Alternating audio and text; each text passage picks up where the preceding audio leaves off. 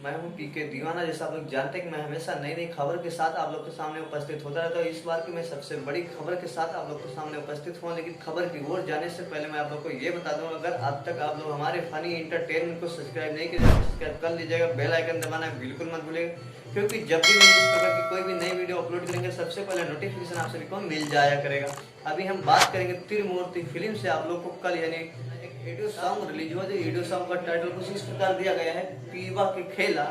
पीवा के खेला इसका इसमें बोला जाए, सिंगर का बात किया जाए तो इसका स्वर है संतोष राजभर का, लिखे हैं बात किया जाए तो नंदलाल निर्माही, जी डी जयराज, और इसके म्यूजिक डायरेक्टर में बात किया जाए तो राज गाजीपुरी जी हैं। इसके अपना बात करें डिजिटल में तो अमरनाथ प्रजापति इसके डिजिटल में है।